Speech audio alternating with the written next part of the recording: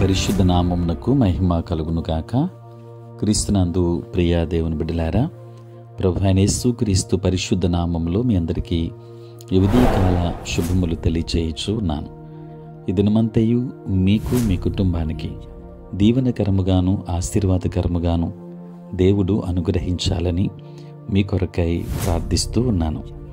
నేటి దినము కొరకు ఏర్పాటు చేయబడిన దేవుని వాక్యము ఆదికాండం 6వ అధ్యాయం 16వ వచనం. ఆ ఓడకు కిటికీ చేసి పైనుండి మూరెడు క్రిందికి దాన్ని ముగించవలెను. ఓడ తలుపు దాని ప్రక్కను ఉంచవలెను. క్రింది అంతస్తు 2వ అంతస్తు 3వ అంతస్తు గలదిగా దాన్ని చేయవలెను. ప్రియులారా, నేటి దినం కొరకు ఏర్పాటు చేయబడిన ధ్యానాంశము క్రైస్తవుని ఆధ్యాత్మిక అంతస్తులు. ప్రియులారా, చదువుబడిన వాక్య భాగాన్ని గమనిస్తే, నోవాహుకు దేవుడు ఆజ్ఞాపించిన ఓడ నిర్మాణంలో ఓడ 3 భాగములుగా అమర్చబడి ఉండాలని సూచించాడు. క్రింది అంతస్తు, 2వ అంతస్తు, 3వ అంతస్తు గల రీతిగా ఓడను నిర్మించాలి. ప్రియులారా, ఈ నిర్మాణం విశ్వాసి జీవితంలో తప్పనిసరిగా ఉండవలసిన 3 అనుభవాలను సూచిస్తుంది. అందులో మొదటిది పాపములను గూర్చి పశ్చాత్తాపపడుట. ప్రియులారా, మన జీవితంలో దేవునికి ఆయన వాక్యానికి వ్యతిరేకముగా ప్రవర్తించిన విధానమును గూర్చి దుఃఖపడటమే. రెండవది మారు మనస్సు అనుభవమును దేవుని నుండి పొందుట.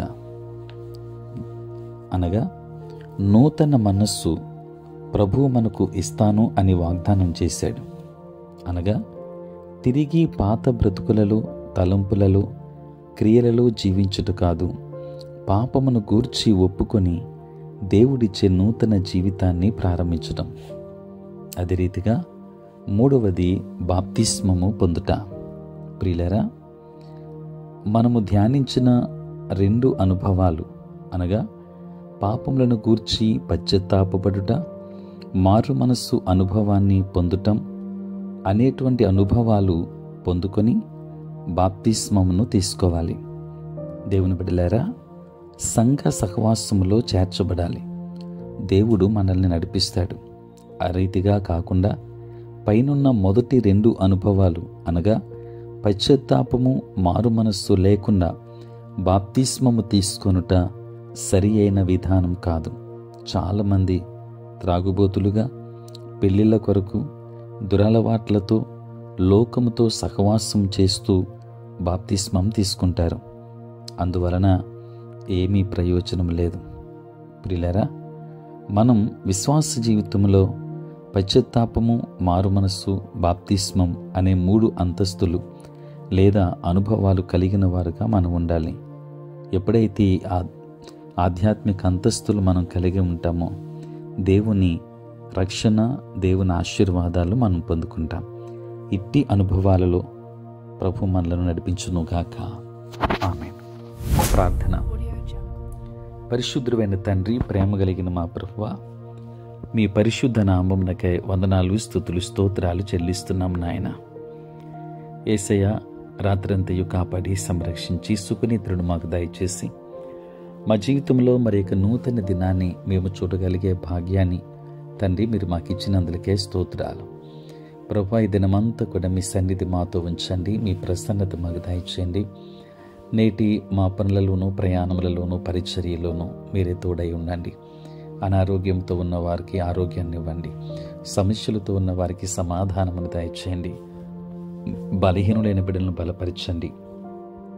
దేవానికే వందనాలు, స్తోత్రాలు.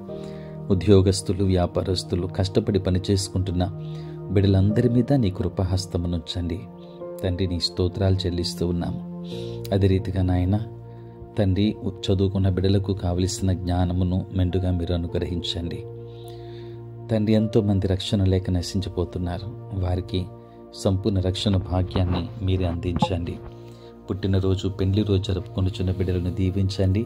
నూతన ఆశీర్వాదాలు మెండుగా వారికి దయచేయమని మీరే కృప చూపించమని యేసు నామములో అడిగి వేడుకొనుచున్నాము తండ్రి, ఆమేన్. తండ్రి, కుమార, పరిశుద్ధాత్మ త్రియేక దేవుని దీవెన సదా మీకును మీ కుటుంబానికి తోడై ఉండును గాక. ఆమేన్.